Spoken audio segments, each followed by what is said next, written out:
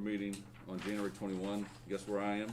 Actually in the building, in the conference room, so hopefully we're getting closer to all of us being back together again. It'll be enjoyable to see everybody, and glad everybody's safe, most importantly. Has everybody had a chance to take a look at the minutes from December 17th meeting? Are there any motions for approval or modifications? I looked at the minutes. I move the minutes be approved.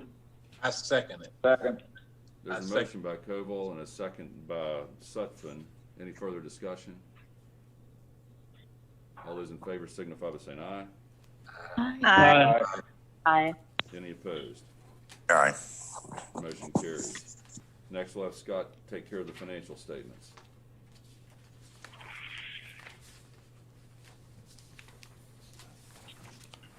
Everybody should have got those in the packet.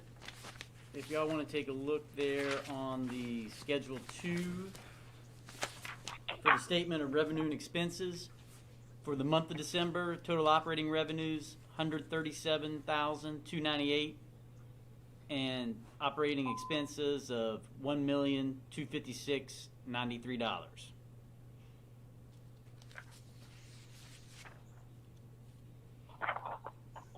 Comparing that to the previous year there on Schedule 3, operating revenues for the 6 months past was $799,444 compared to the previous period of the year $1,165,663.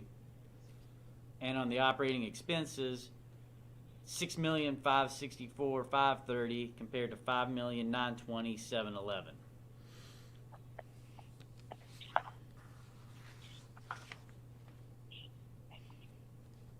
On Schedule 4 for the 4-week moving totals, not much change, pretty much anything going the other direction there for both revenue and ridership. But on the ridership, 34, 35, 36% decrease.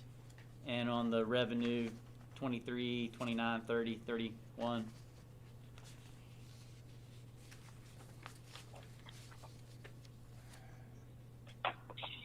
On 4B for the actual farebox revenue summary,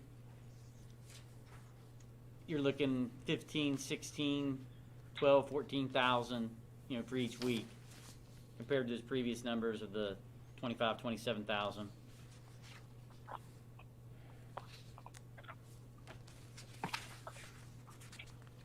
For the actual farebox count of passengers there on Schedule 4C, for December, just passed, total is 77,349 compared to December the previous year of 128,357. Over 50,000 decrease, almost 40% decrease.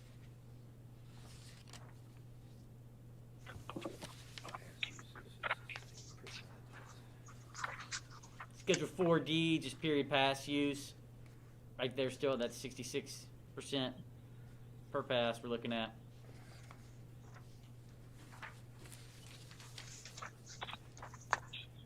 On Schedule 5 for just a statistical analysis, the average on the passengers a day was about 2952 compared to the previous December's 4754, and for the month 77,035 compared to the 120,723.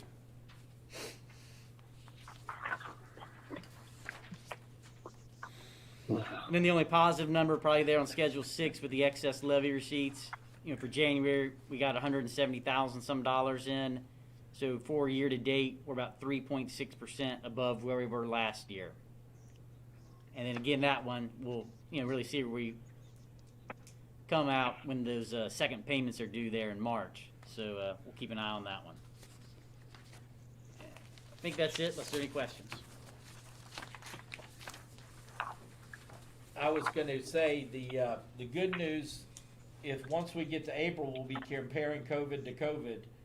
But right now, it's really pointless to make comparisons to pre-COVID to COVID because we've been down 40, anywhere from 49, 50% early in the process down to now we're hovering around that 40%. Obviously, it's devastated our ridership, and hopefully, when this is over, we'll get some of it back. I just don't know what will be the future you know, what will be the post-COVID ridership base that we'll have. Because I think there's gonna be more remote working and things like that even after this pandemic is over. So, you know, it's depressing to look at those numbers every month. We are holding kind of flat. We had a little tick, right when we returned to full service, but we are kind of holding flat on the ridership numbers. But it's not fun to look at every day, I can tell you that. And if people have been watching the newspaper about the mall and the service industry jobs and the restaurants that are all struggling, that's a huge contributor to our ridership, Yeah. and has the potential to take a long time to bounce back. Yeah, Anybody have any comments or questions on the financial statements that Scott discussed and presented? Okay, we will move right along, and we'll be on to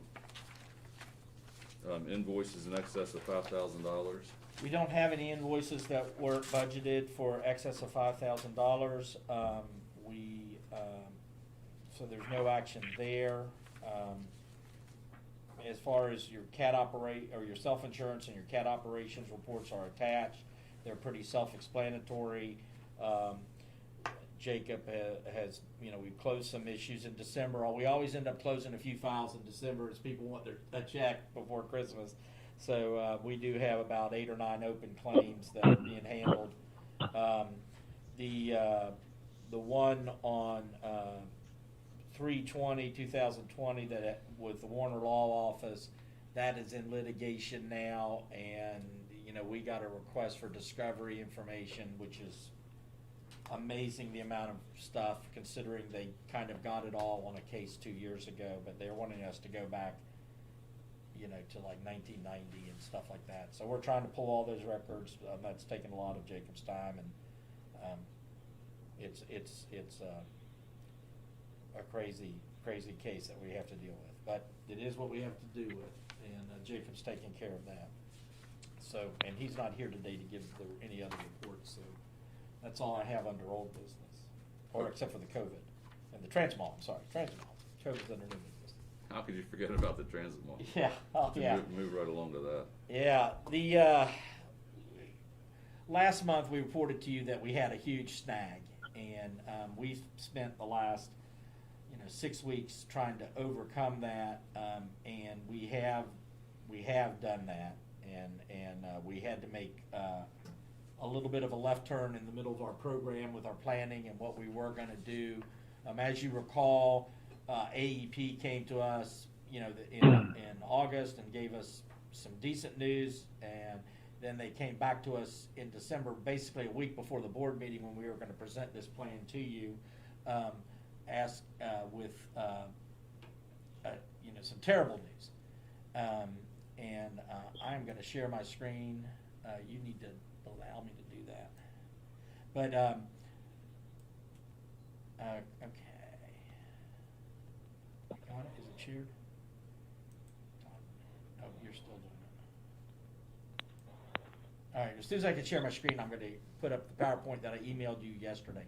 But I would like to say we have had a lot of progress with the easement. Mr. Stanley emailed me yesterday. He has that. The attorneys worked with them. It's at his attorney. He seems to be very happy. So we should have, that hurdle should be out of the way. And that was so that we could move the sidewalk and widen the sidewalk to meet ADA standards. The city lease is basically, now that we've made the changes, we haven't had our meeting, but they were meeting today, I believe, or tomorrow. Our attorneys were going to meet again with Mr. Baker from the city attorney to try to finalize that, but it's very close to being done. We have now removed the bathrooms out of the building that were going to be accessed by the public, so that changed a lot of the insurance. A lot of the clauses of the lease had to do with that. With the change in the building, which I'll go to. Do I have the share screen now? All right, and I'm going to shoot this one. Okay, so you guys can see that now on your screen, the PowerPoint? Yeah. Okay, so when we get to some pictures of, this is obviously the area we're talking about. Brett, I gave you a copy of this, so you were on page 2. the area of the green is our responsibility for KRT to fund, the repairs there, so, you know, kind of gives you an aerial bird's eye view of that. So that's the area that we're working in. We had to rearrange the building, and like I said before, the building was about 800 more square feet than it is now, or maybe 500 more square feet, because it included on the one side public restrooms, things like that. That now has been moved over. The city is going to remodel the police station at their expense and put in bathrooms for the public there, because the AEP issue I brought back basically made us reduce the size of our building, because they would not allow us to build over the duct bank that runs behind our building. They were willing to let us do that in December for $630,000. And, you know, that just was an outrageous sum of money. They had told us in August it would be between 50 and 100,000. So we had included that in our planning process, in our funding plan as a possibility. But when it came in at the last minute at $630,000, after we had floor plans done, we were quite a ways into the development. Matter of fact, I had 50 pages of architectural documents already done, schedules, things like that, that ZMM had completed, and we just had to put a halt to everything. We went back to AEP, we did a lot of negotiations. Finally, we decided right before Christmas that we need to have a backup plan if this doesn't work out, and we started working on the smaller building footprint, and moving the building closer to the sidewalk and reducing our plaza area for that. After Christmas, we got back together again with the team, and we just felt, you know, we weren't going to spend $630,000 extra for nothing, other than to remove a line. Move a line, which wouldn't have cost them that much to move it. I don't think they wanted to deal with moving it, and I think that's why their price cost was so high.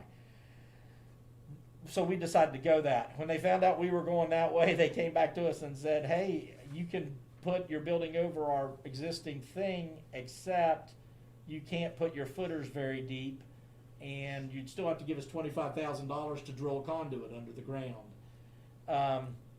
And we just felt we had already spent enough time and money moving in this direction that wasn't a good option, just because this new floor plan allows us to do a couple things which will improve the aesthetics of our building, and also improve the aesthetics of the new Slack Plaza when it's done, because you won't have garage doors facing into the plaza and things like that, and multiple doors.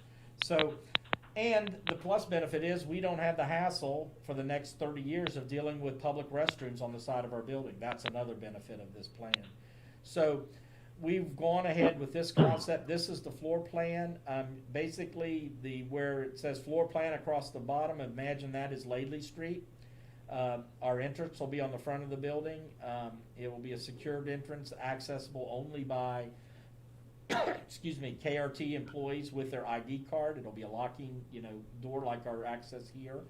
And we'll have a ticket window. We'll have two outdoor vending machines over to the right. You can see the ticketing window is to the right of the entrance. Then you'll have an area that can be used to dispatch, but also sell tickets. So if ever we can't be in our dispatch here, we can remotely dispatch from there. There'll be an office there for our supervisors to work out of, to have a better concept of the system instead of working out of here. That will give them more access to our ridership, our public, and also to our drivers as they're coming in there, every hour, half hour to an hour and a half. Also, we've put in a meeting room that we have talked to other areas that we could use, or could be used by, say, the Urban Renewal Authority or someone else that wanted to have a meeting down there at the park. We've talked to the city about, and to the Area Alliance about having that available. Sometimes when we're having public hearings, we could do that there. It allows us just to be more central. again, to hopefully get better contact with the general public and with our riding public. There are 2 restrooms inside the building that are used for our employees, so these would be the restrooms that our drivers and employees would be able to access. Our drivers have a lot of issues with the current bathroom situations that are also accessed by the public. We've had drivers assaulted in there. They've walked in on people having sex in them. They've walked in on people doing drugs. They've walked in on people taking baths in there. And there's just no control over the current restroom situation. And that's another reason that, you know, we're happy not to have the headache of that. So that's the plan for that. It has a small little area where, driver could get a cup of ice or drink water, or the people there working on that. And then our data closets and janitorial closets. So there's not really a lot to it, but over here on the right side of the building, as you're looking at it, is the storage area from the garage. In the original plans, that was all the way over on the left side of the building, and that entered right into the park. So, you know, this is actually an area that will be occupied by the city of Charleston, not KRT. They'll use that, they'll maintain it, and have access to it. We will not have access to it. This is where the existing traffic controls will be that are currently in the building. The light at Court Street we found out during this process is the controls for the traffic light on Court Street are in the transit mall now. And we didn't know that. Neither did the city, or a lot of people didn't know it. Also, all the lighting along Brawley Walkway and things like that. Now, the city is pulling all the electrical for the new park and all that. They're pulling all that out, and they're going to put it in their plan, so that's nice there. So that amount of the, power will be there, will be reduced from there, which means that we will have a smaller electrical feed into the building. So that's kind of the floor plan. This is kind of a look of the outside of the building. If you look up in the left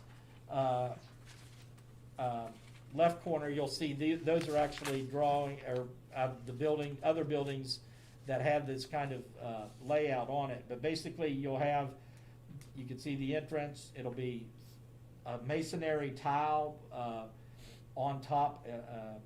It's about 1.5 inches thick, laid over cinder block. And to give you kind of a look like that, the idea was to match up with the current, the other buildings in the area so that they blend in together. So it's pulling colors off of like Bowles Rice, off the Shank Plaza, off some other buildings in there, so it doesn't look out of place in there, but it also is very unique. The front part will be a solid block. It's actually these two colors on the front really don't represent well because they actually have flecks in them. It's not going to be completely solid. It's just a matter of the program doesn't allow us to put the actual look on it. But then we'll have 2 canopies, and to the right of the window over here onto the right side of the building, that's under that canopy. That's where our ticket vending machines will be, so that people can access tickets or fares when we're not operating this hours of these of the building. So that's kind of the look. There are other perspectives. I didn't include them in here because I didn't want to go through. You know, we have these mock-ups of all 4 sides, but I just felt that it was too much. This is how the buses will flow through the process. We'll actually have 7 bus stops on the west side of Laidley Street, 3 between Bowles Rice and our transit center, and then there'll be the 1 spot, they don't show a bus in it, but this spot that's right next to the walkway is where the trolley will operate out of. And then we'll have a little loading zone right in front of our building where there won't be any bus stops. And again, you can see a little bump out if I zoom in here. You can see that bumps out a little bit, and that's just to keep the sidewalk clearance over 8 feet. Plenty of room for people to get around the building.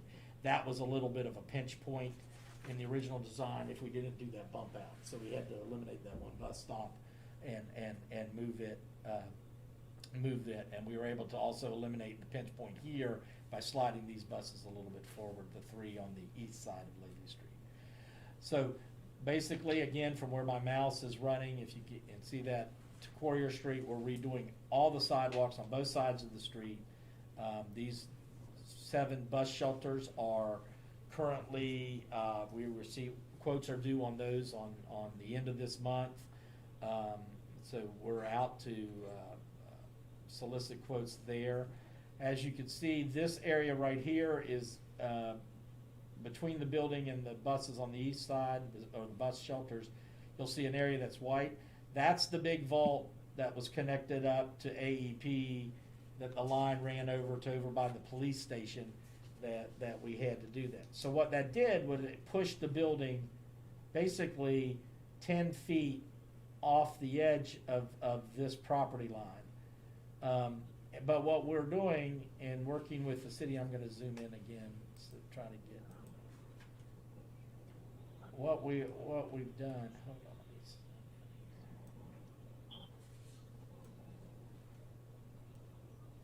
Okay, so this area again is the vault area. We could have touched that. That line goes to that manhole, or a manhole there, and then it basically runs all the way there. So we couldn't build on this area.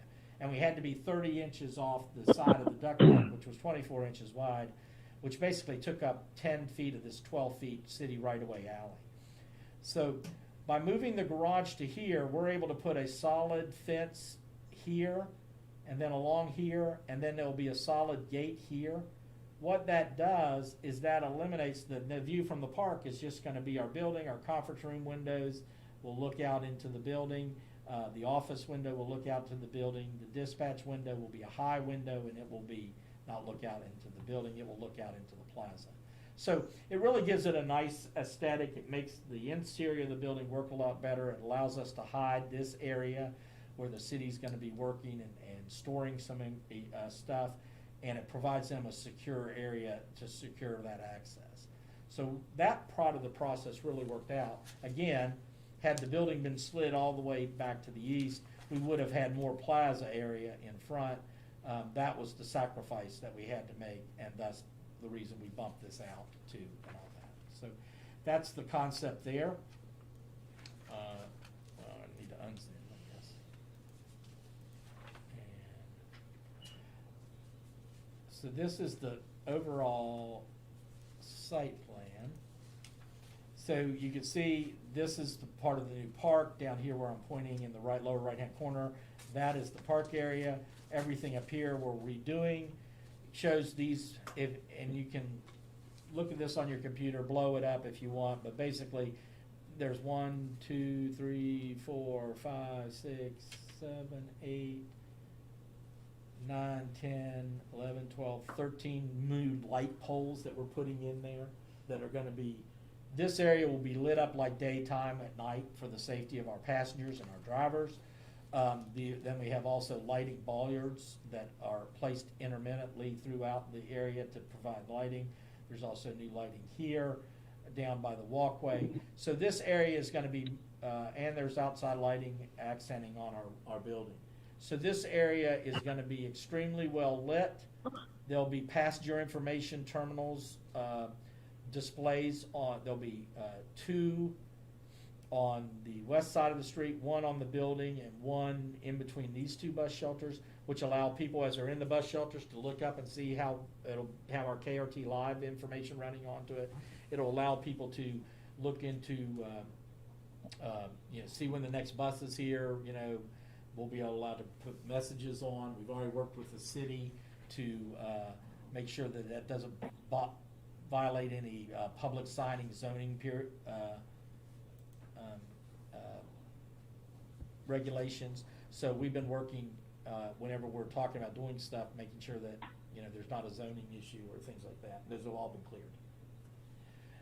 So that's kind of the floor plan. This is kind of a view looking from, basically if you were looking from Lee Street down to Courier Street, you will see the cantilever style settings, the lighting, the light poles. The ones we're doing are a little bit different than this, but it kind of gives you an idea. So, we have 10-foot travel lanes going both directions. Our layover lanes are 9-foot, are on each side, and then we have 8-foot sidewalks. The current sidewalks are only 5 feet, and don't meet ADA standards when you're talking about boarding a wheelchair in these areas. So that is why we have to widen the sidewalks.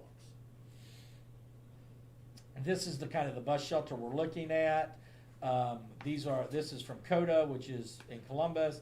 They'll have built-in lean rails that we've talked about many times in our meetings. And so basically a person can lean against the rail to do that. They'll have information panels to put static information on, and then we'll have the, like I said, located strategically throughout the area, we'll have our digital electronic panels do that. So that's kind of the concept of where we're at, and we are now moving at warp speed to try to do this. We're getting into the nitty-gritty questions and tasks. But I wanted to bring you all up to date. I had planned on making this presentation in December, but when we had the AEP issue, we felt it was best to just table it, and because a lot has changed since December. Now the question is, that's all pretty and everything. What's it going to cost? Well, I sent to you out in your email a cost breakdown of the transit mall, and the total cost is around $2.246 million. This estimate was updated yesterday, taking into what we knew and the changes that we've made. If you look down 3/4 down the way of the page, there's an area, there are some items that we're directly purchasing under a federal grant. And I talked about those, the bus shelters, the display lighting, the office furniture for the building, the computer systems for the building, the stationary fare equipment, the TVMs, and all the surveillance and security. Whenever we write a grant, we have to spend 10% on surveillance and security. So that will pay for the cameras, the door access systems, stuff like that. That grant has been written, it has been approved. It was approved Tuesday, and we've submitted everything to FTA on that. Those items would require a $56,000 local share, which local share is set aside in the capital reserve account on a separate line item, and $224,000 in federal funds. So, if you look down on the source of the funds at the bottom, it lists the federal grant funds, the local funds, and then the board had previously set aside $2 million into capital reserve account for the construction of this building, and we'll be taking 1.965 out of that. So, we've always talked about it being a $2 million budget. The reason we're direct purchasing those items, if we could have just included them in the RFP, RFQ to the contractor, but then we'd have paid about 20% markup on everything, because they're going to tag on their work to do it and things like that. When we did the projects here at KRT, we did a lot of these, remodeling this building, building over into the garage. Those were models back in the 90s and early 2000s. We did the same thing. If there were things we could carve out and directly purchase, we tried to do that to save money, in the long run. So I'll be happy to answer any questions that you guys may have. Our timeline is that the bid packet will go out on February 12th.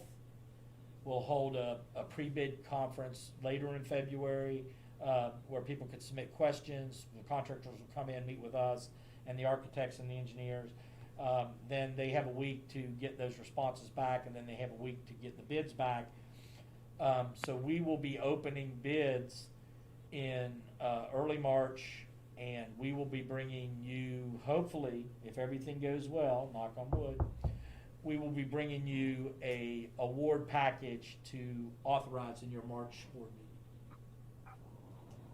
meeting. And we think that timeline, luckily, even with the delay, we had to push back things about 10 working days, but we had built in some cushion in our old timeline in case we had a snag. But we've used up all that cushion now. So that's all I have. I'll be happy to answer any questions about the building. Either Brad, if you have a question, or if any of the board members have questions.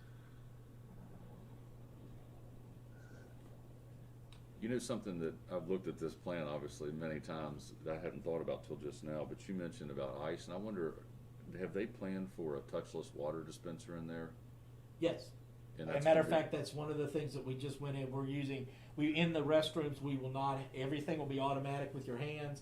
There'll be. No, for drinking water, a bottle, so people Oh. can refill a usable, reusable. I don't know, we could container. look at that. Yeah, no, I haven't thought about that, but yeah, we could probably do one that's just, well, like. Like you see in put the your cup- airports, I mean, Yeah. it would encourage, healthier habits of having access to drinking water that's cool and Yeah. not filling up out of a sink. Right, and we're also, like, in the bathrooms, we're gonna use hair, not paper products and things like that. And all the lighting is LED, high efficiency type things, so we're on the, I don't wanna say cutting edge, it's just, it's required now to do that, to make it as energy as efficient as possible. But yeah, that's something, I'll mention that to the planners, the architects to do. I mean, one of those walls that backs up to the bathrooms would be a possibility. Well, we got where the mechanical room is, it's right behind where that kitchen is, so we could get it right there. Okay, Not a problem. okay. Any other questions? Well, I would request that we get a motion to approve with this concept, so that we can, we've gotten all our hurdles out of the way, exterior hurdles, that we can just completely do that, so I think, the board, it'd be helpful if the board signed off on that. Okay.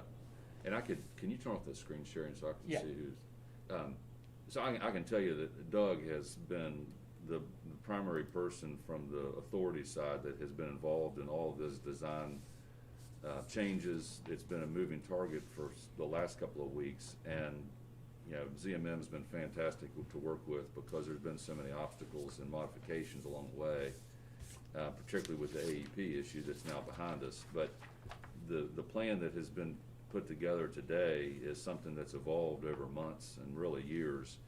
Fortunately, the board had the foresight to put aside what's turned out to be sufficient funds to pay for this project.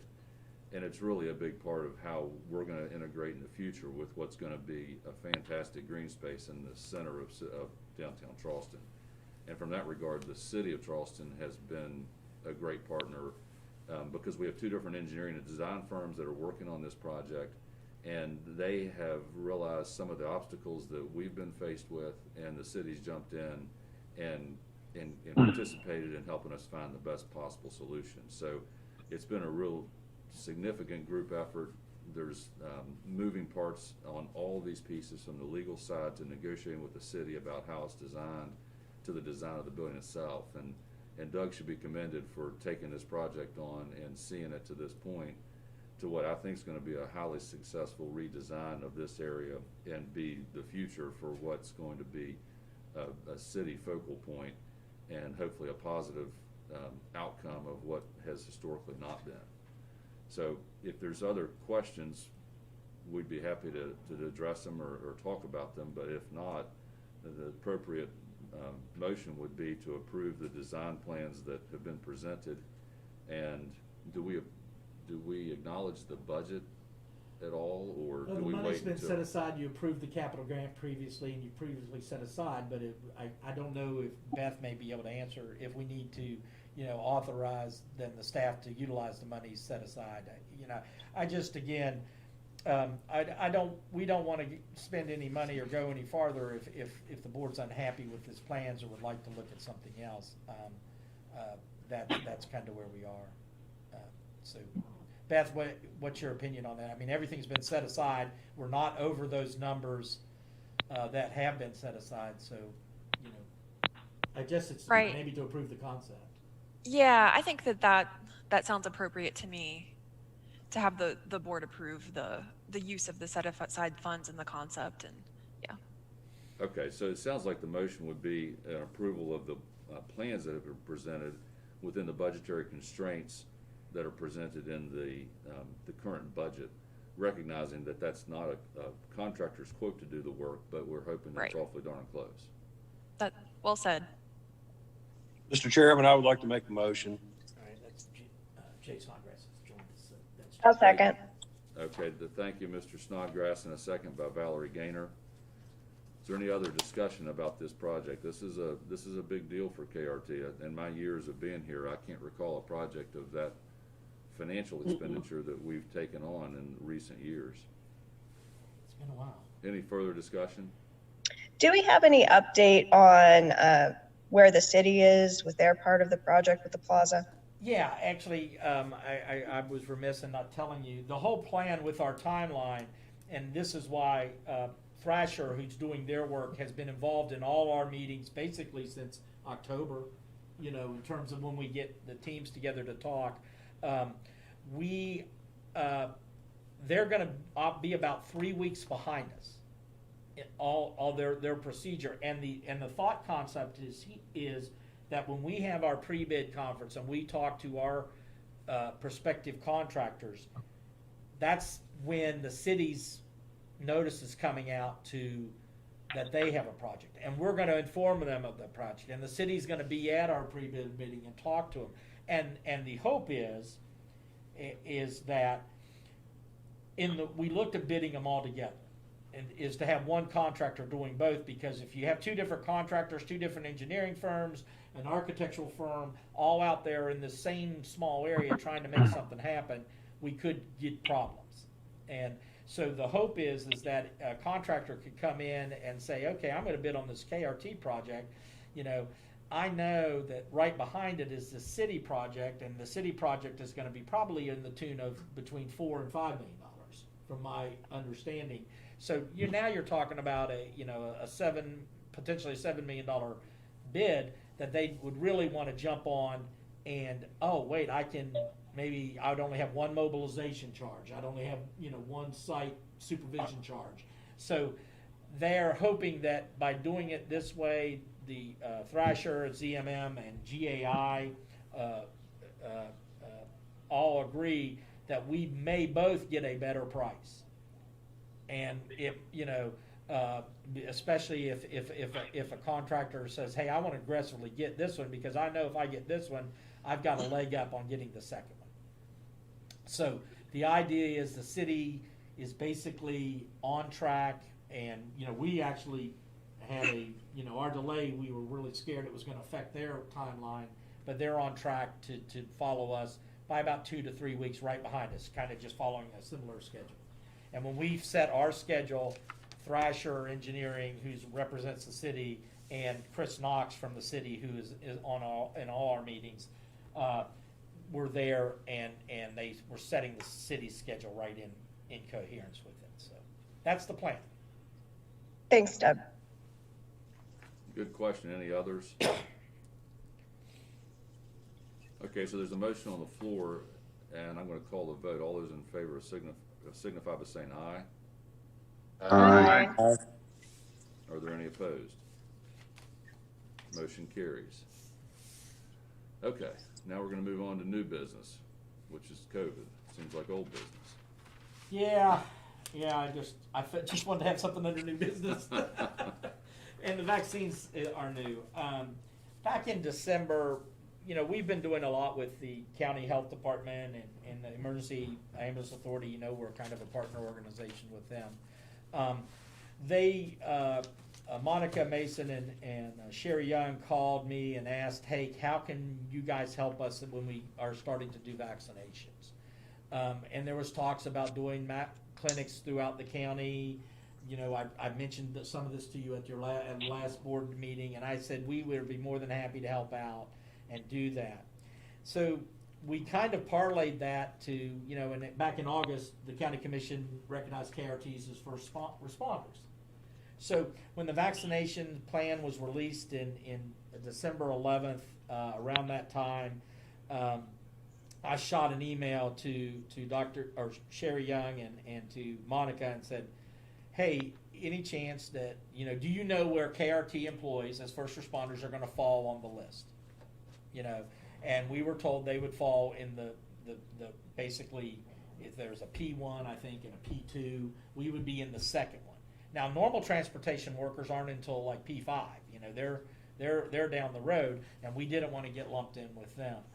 So we were told around the 18th of December that we would be doing it, and we needed to provide them emails for all our employees so that they could get into the VAM system, which is, I guess, a vaccination management system run by CDC nationwide for first responders, for doctors, nurses, and different parties.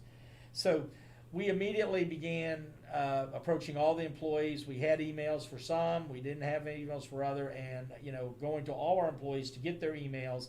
We submitted that list to them on December 28th at about 10:30 in the morning. Scott sent them an email with the list of what we had at that point. We did have some people that refused to give us emails. We had some people that had said they're not getting the vaccine.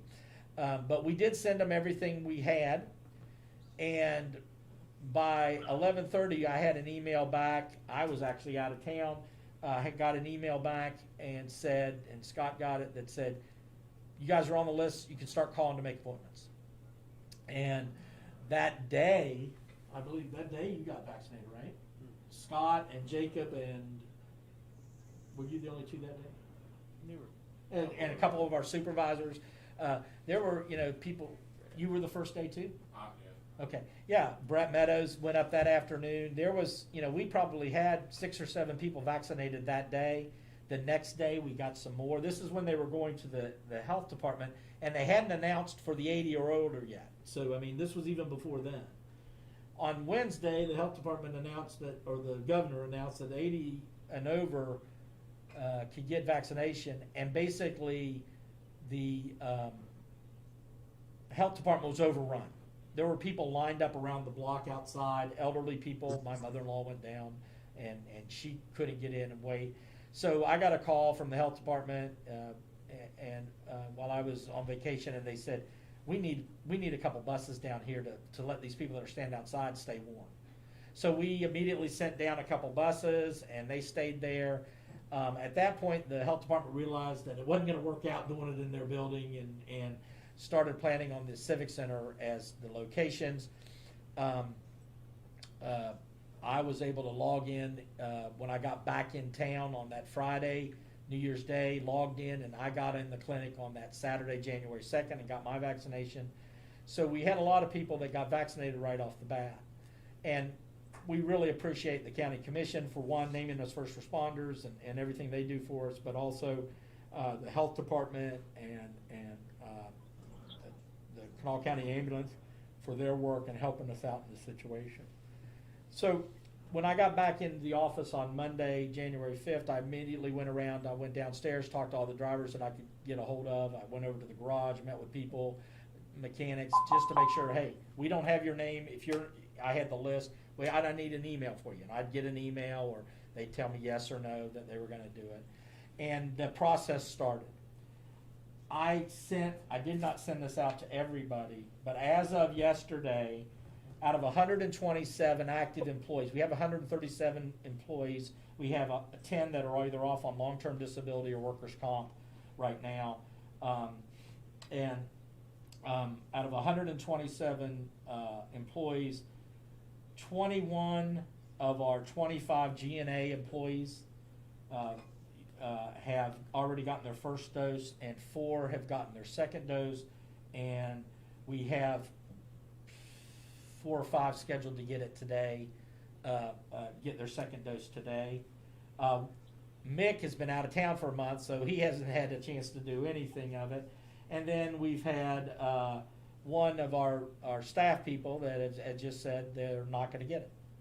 And obviously I can't do that. And so then we have 2 others that are debating about it. One I think was signing up yesterday, and one wanted to talk to his doctor before he did it.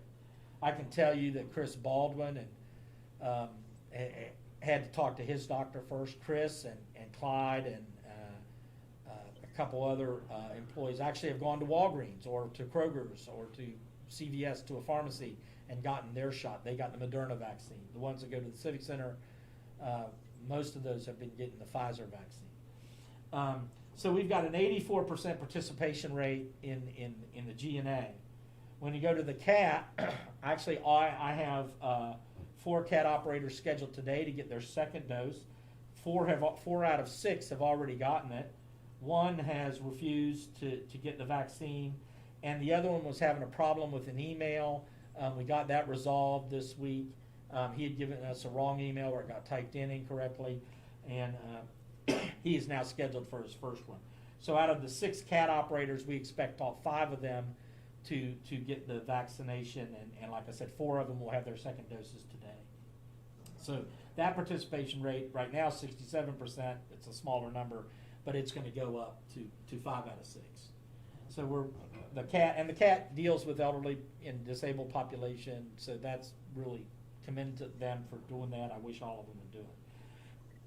The maintenance department, we have 25 people in there. 3 are off on long-term disability or workers' comp.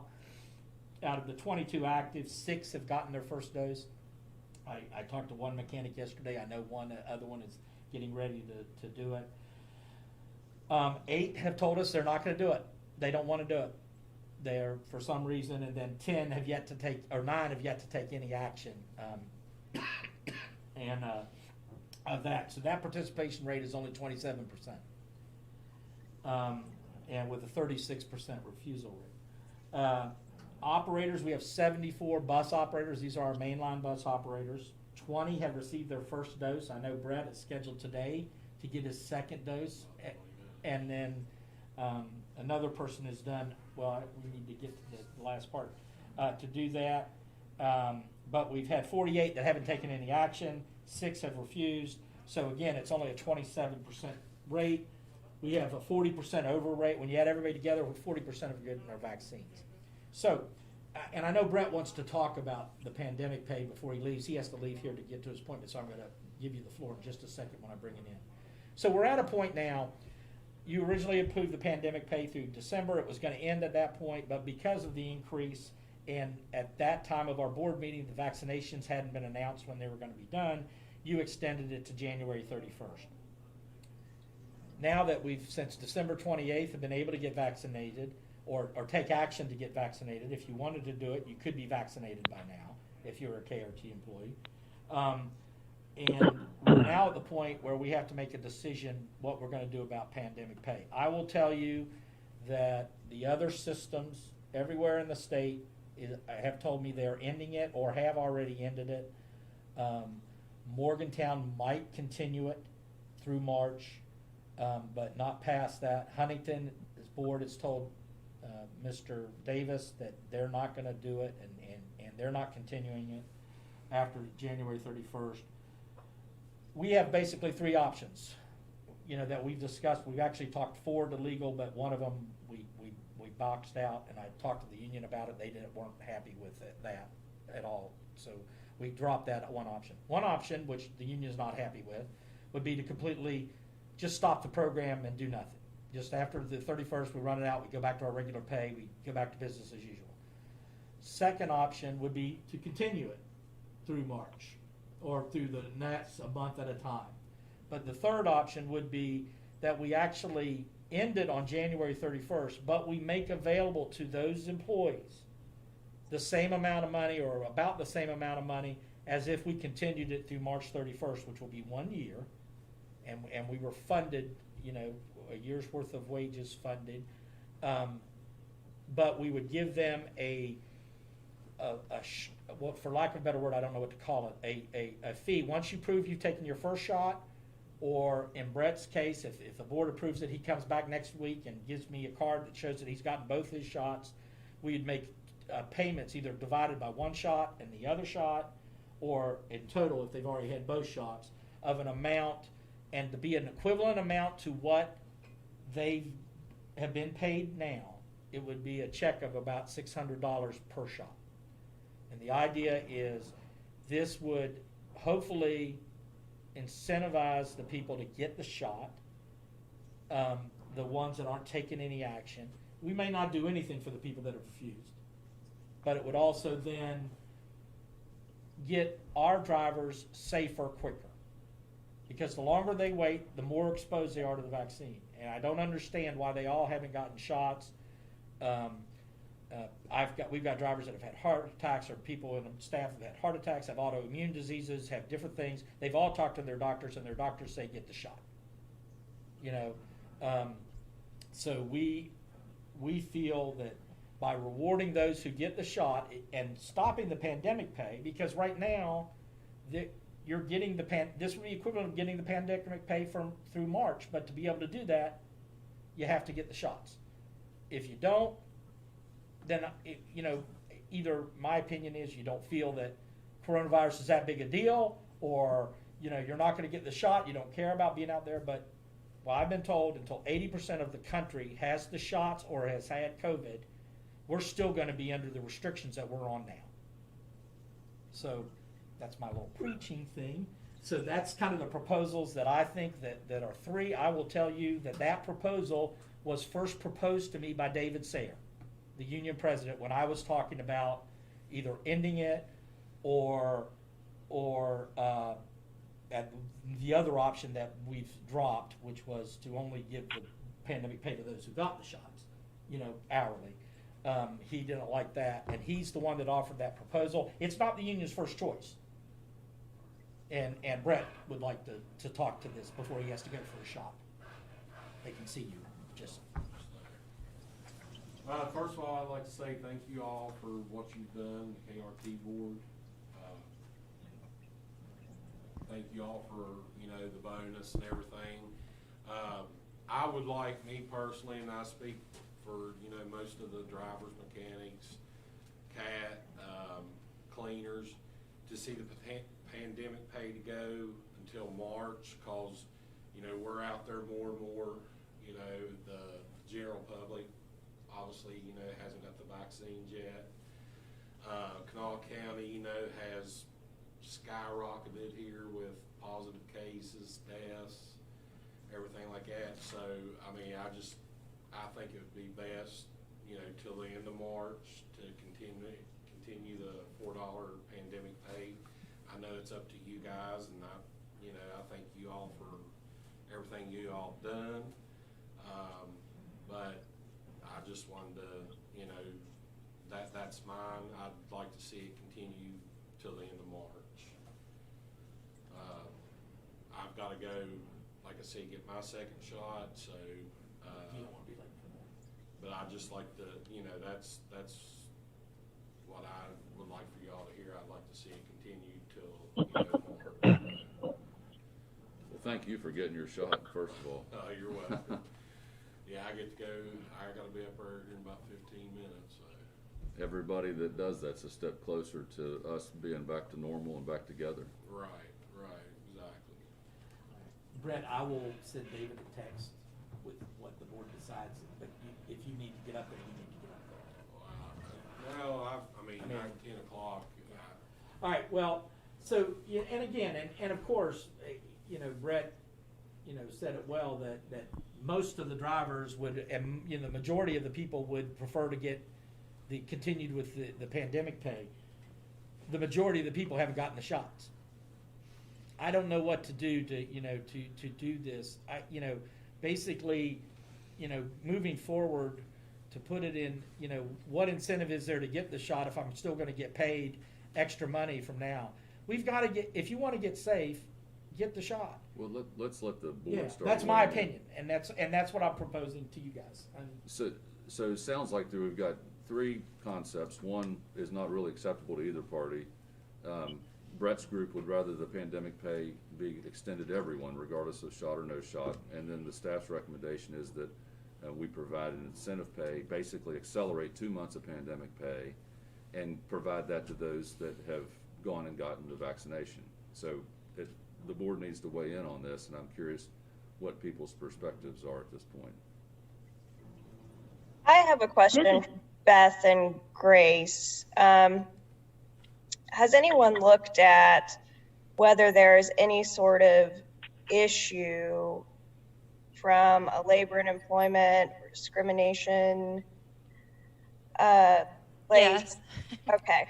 Sorry to interrupt, Valerie, but I can shortcut. Yeah, Mark Dellinger has been consulting with Doug closely on this and has advised that, you know, creating this incentive is both within the confines of the law and would achieve our goals, and I thought it would be advisable because it is acceptable to the union. While it's not their first choice, it is something that they would take as a second option and be satisfied with.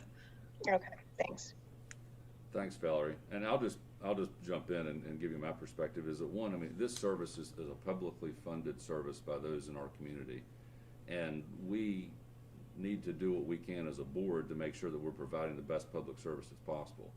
In my view, that is providing an incentive for those to get the vaccination for the benefit of everyone, whether there are customers, there are staff, or drivers, or cleaners, or they're just John Q. public.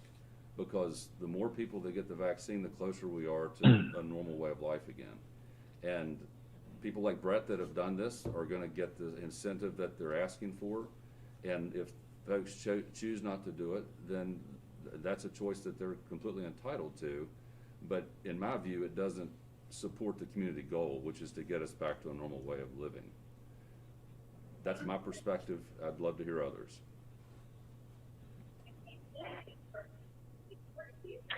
This is Jean Arthur. I agree with Todd and with Doug. We need, it's an incentive. We need to protect the public, and I think that we should go with that third option. And I'm a former union member, and I intend to get the shot. See you, Brett. Is that a motion? I'm sorry, Manfred, did you say you wanted to make a motion? Yes. That we go with the incentivized plan. Okay, so there's a motion. I'll state what I think Manfred was referencing, which is that there'll be an accelerated pandemic pay as an incentive for those staff members that choose to take the vaccination. With the proper documentation, it'll be extended to staff, cleaners, mechanics, and drivers, likewise. All active employees. Is that correct, Manfred? I Yes, have a that's my question. motion. Yes. Well, if we have a Question motion, is, there a does, second, and then we can just have to make this discussion? clear, Mr. Chairman, you there? Jay, can you just let it, we have a motion, is there a second, Oh. then we'll have discussion? Second it. David White. Okay, David White seconded. Now, Mayor Snodgrass, jump in. Yeah, I just want to be clear. So the ones that do not get vaccinated, this will be terminated. There will be no more $4 an hour past January 31st. That's correct. This is in lieu of what has been the pandemic pay. This will be the conclusion of it. Okay.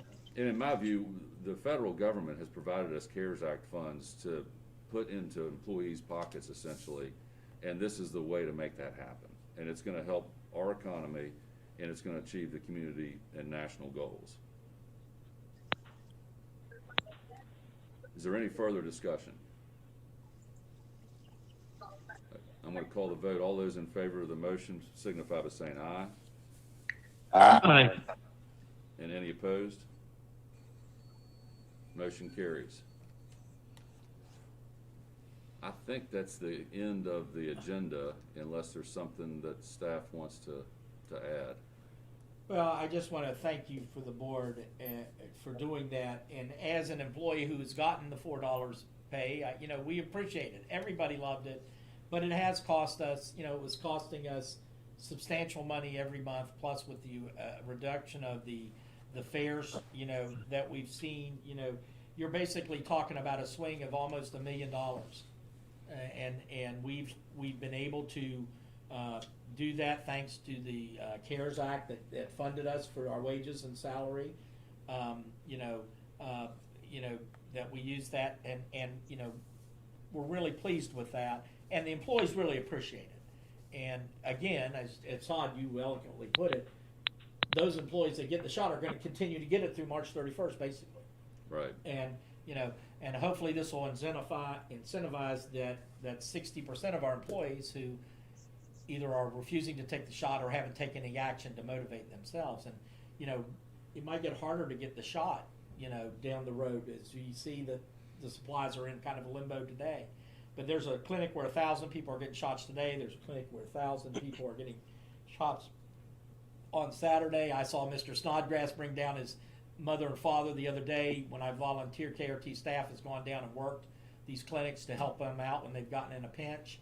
I appreciate the staff and everything. But thank you very much. And on behalf of the employees, I want to thank you very much. And, it was nice. And, but, all good things have to come to an end. But the goal was to get us out of this COVID process. And we feel that this is the best way to accomplish that goal. With that, I don't have anything else. Anything else? The final thing I have to say is that Grace, welcome to our board meetings, and appreciate to have you as a supplement to Beth as needed. You also came to us billed as a Robert's Rule of Order expert. I apologize if this has been a train wreck to watch, but we will rely on you to correct it in the future. You guys run a nice meeting. I appreciate it. Everybody stay safe, get the vaccine when you can, and we're getting closer to being back together. Look forward to giving everybody a big hug when we see each other. Or an air high five. All right, thank you. Meeting adjourned. Thanks very much. Take care.